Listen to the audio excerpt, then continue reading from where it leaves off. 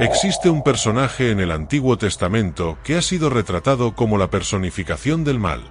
Incluso hoy en día, utilizamos su nombre, Jezabel, para referirnos a una persona de carácter desagradable. Pero, ¿realmente fue Jezabel la mujer más malvada de la Biblia, o simplemente una mujer poderosa en un contexto patriarcal?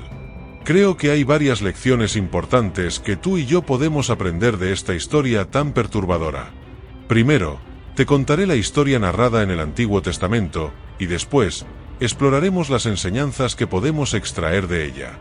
Acompáñame al primer libro de Reyes, capítulo 16, en el año 922 a.C., cuando la nación de Israel se había dividido en dos partes, Israel al norte y Judá al sur. En esa época, había grandes diferencias tribales, diversos líderes políticos y constantes tensiones internas. Por ello, las alianzas eran fundamentales para fortalecer el poder y tratar de evitar las frecuentes invasiones a los territorios. Fenicia, lo que hoy conocemos como el Líbano, se encontraba al norte de Israel y era un reino muy distinto, con mayor población, una cultura religiosamente diversa y un entorno más cosmopolita. En esta región nació Jezabel, hija del rey de Sidón, Etbaal, cuyo nombre en hebreo significa sin nobleza.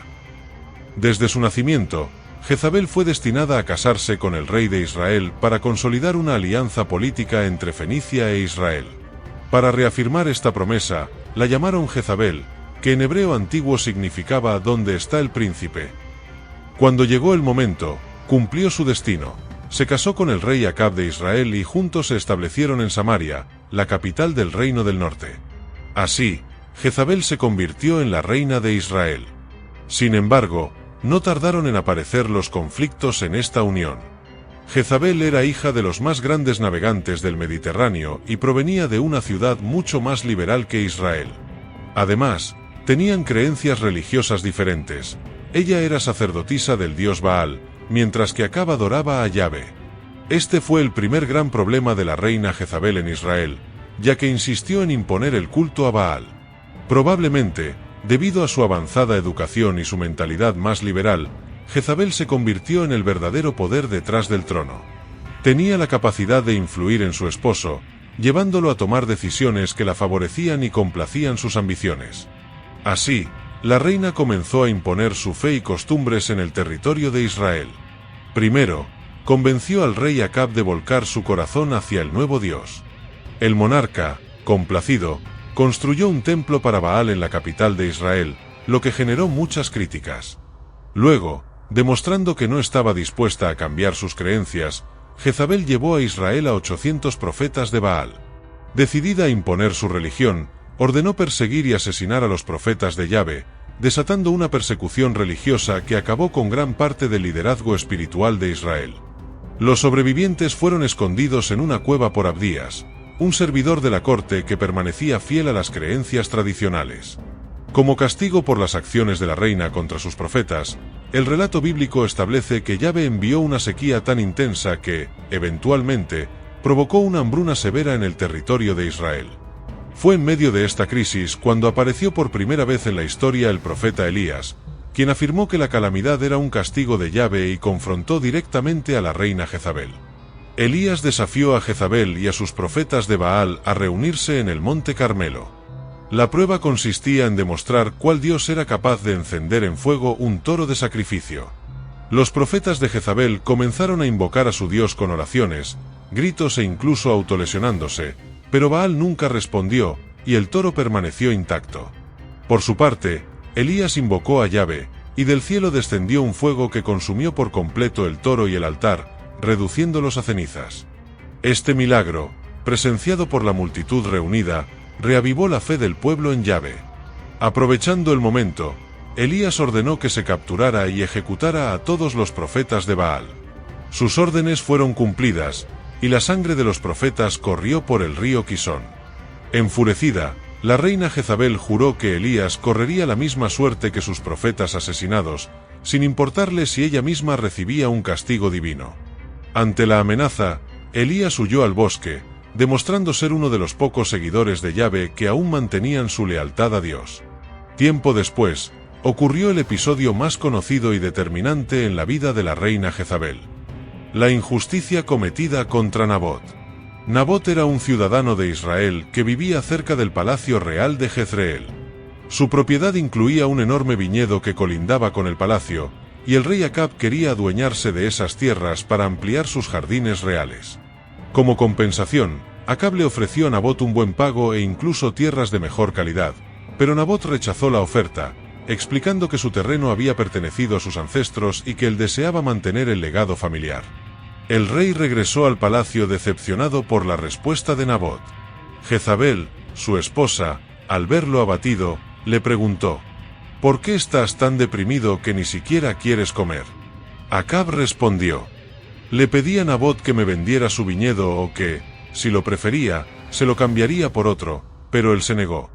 Ante esto, Jezabel le dijo: ¿y acaso no eres tú el que manda en Israel? Levántate, come algo y anímate. Yo te conseguiré el viñedo de Nabot de inmediato. Entonces, Jezabel escribió cartas en nombre de Acab, las selló con el emblema real y las envió a los ancianos y nobles que vivían en la ciudad de Nabot. En ellas ordenaba: decreten un día de ayuno y den a Nabot un lugar prominente en la asamblea del pueblo. Pongan frente a él a dos sinvergüenzas que lo acusen falsamente de haber maldecido tanto a Dios como al rey.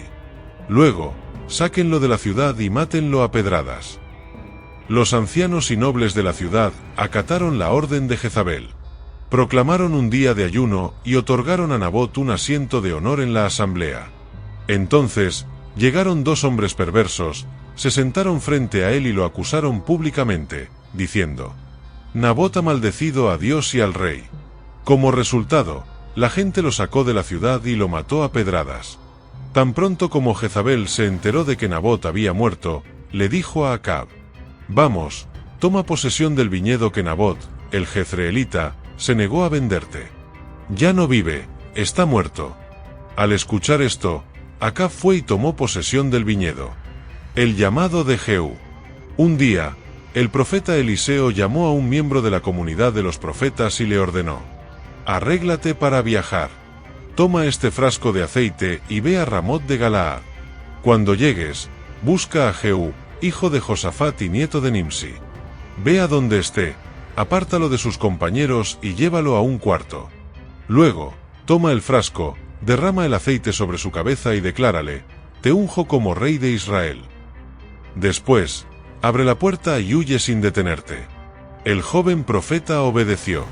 Al llegar a Ramot de Galaad, encontró reunidos a los capitanes del ejército y dijo: tengo un mensaje para el capitán. ¿Para cuál de nosotros?, preguntó Jehú. Para usted, mi capitán, respondió el profeta. Entonces, Jehú se levantó y entró en la casa. Entonces el profeta lo ungió con aceite y declaró: así dice el Señor, Dios de Israel, ahora te unjo como rey sobre mi pueblo, Israel. Destruirás a la familia de Acab, tu señor, y así me vengaré de la sangre de mis siervos, los profetas, castigando a Acab. Me vengaré de la sangre de todos mis siervos. Y así lo hizo. Jehú fue a la batalla que el rey Acab estaba librando contra los sirios y le hirió de muerte. Poco tiempo después, se cumplió el castigo divino anunciado. Ocozías cayó desde una ventana del palacio. Su hermano menor, Joram, tomó entonces el trono. Aunque Joram ordenó retirar todas las figuras de Baal de los templos israelíes, fue acusado de cometer los mismos pecados que sus padres y su hermano mayor. Jehú lo persiguió y, cumpliendo su misión divina, lo asesinó. Después, Jehú se dirigió al palacio real. Cuando Jezabel supo de la muerte de su segundo hijo, entendió que ella sería la siguiente y se preparó para recibir a Jehú. Se sombreó los ojos, arregló su cabello y se asomó a la ventana. Al entrar Jehú por la puerta de la ciudad, ella le preguntó: ¿cómo estás, Zimri, asesino de tu señor? Jehú levantó la vista hacia la ventana y gritó: ¿quién está de mi parte? ¿Quién? Entonces, se asomaron 2 o 3 oficiales, y Jehú les ordenó: arrójenla abajo. Luego, Jehú se sentó a comer y beber, y dio esta orden: ocupen esa mujer y denle sepultura, pues era hija de un rey. Pero cuando fueron a enterrarla, no encontraron más que su cráneo, sus pies y sus manos. Al informarle de esto a Jehú, Él comentó: «Se ha cumplido la palabra del Señor». Él le dijo a Elías: «En el campo de Jezreel, los perros se comerán a Jezabel». De hecho, el cadáver de Jezabel será como estiércol en el campo de Jezreel, y nadie podrá identificarla ni decir: «Esta era Jezabel». Esta es la trágica y misteriosa historia de Jezabel. Pero, ¿qué enseñanzas quiere la Biblia que aprendamos de estos versos? Estas son las 3 enseñanzas que quiero compartir contigo. 1. La fidelidad a Dios sobre todas las cosas. Jezabel decidió imponer sus creencias y prácticas idólatras sobre el pueblo de Israel, desafiando la adoración al único Dios verdadero. Esto nos recuerda la importancia de mantenernos fieles a nuestras convicciones cristianas, incluso frente a las presiones culturales o sociales que intentan desviarnos de nuestro camino de fe. 2. El peligro de la influencia negativa. La influencia de Jezabel sobre su esposo, el rey Acab, y sobre el reino de Israel, subraya cómo las personas con las que nos asociamos pueden afectar profundamente nuestra vida espiritual. Nos llama a elegir sabiamente nuestras compañías, buscando aquellas que nos edifiquen y nos acerquen más a Dios. 3. La justicia de Dios es perfecta. La caída final de Jezabel y la restauración del culto a Yahvé en Israel nos muestran que, aunque a veces parezca que la injusticia prevalece, la justicia de Dios siempre triunfa. Esto nos alienta a confiar en Dios y en su plan divino, sabiendo que Él es justo y misericordioso. Queridos fieles, la historia de Jezabel nos desafía a examinar nuestras propias vidas, nuestras decisiones y las influencias que aceptamos. Nos invita a ser fieles, a buscar la justicia, a elegir nuestras compañías con sabiduría y a abrazar el arrepentimiento y la misericordia como pilares fundamentales de nuestra vida espiritual. ¿Y tú, qué enseñanzas crees que son importantes en esta historia bíblica? Déjanos tu comentario para que todos podamos aprender y crecer juntos en la fe. Comprender las enseñanzas bíblicas nos ayuda a discernir el propósito divino en nuestras vidas. Si este vídeo te ha gustado, déjame tu comentario, dale like y no olvides compartirlo con más personas. Suscríbete a nuestro canal Enigmas Celestiales y que Dios te bendiga. Nos vemos en un próximo vídeo.